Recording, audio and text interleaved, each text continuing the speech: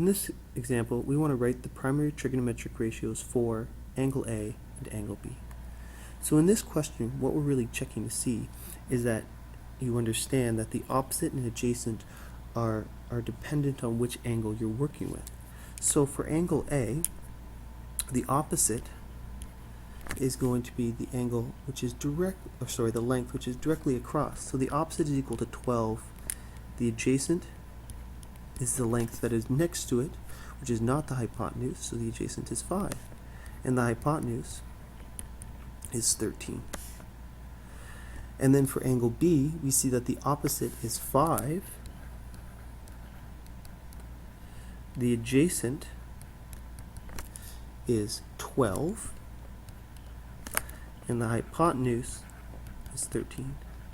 Notice that in both cases the hypotenuse is 13, whereas the opposite and the adjacent flip. So the other thing this question is checking to see is that you understand the three primary trigonometric ratios. And those are sine A, cos A,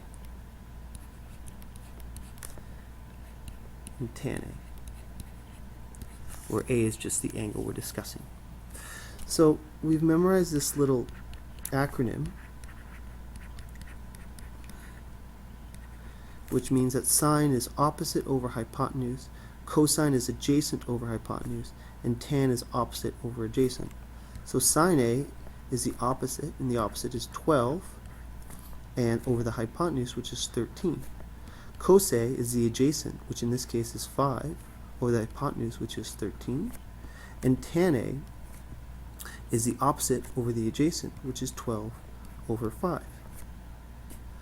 A nice little idea here to highlight is notice that in the cases of cos and sine,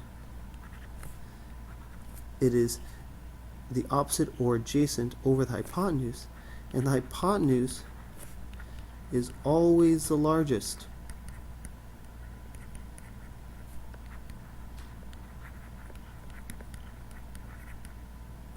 Is always the largest side. So that means that the ratio for sine and cos is always going to be less than 1.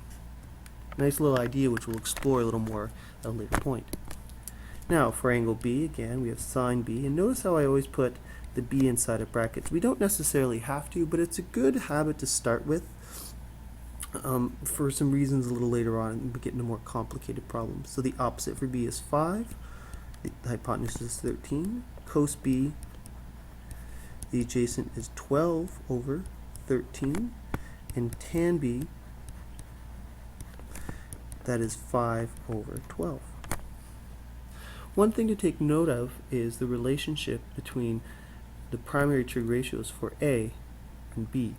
Again, all these little observations now allow us to tackle more challenging problems a little later. I hope that helped.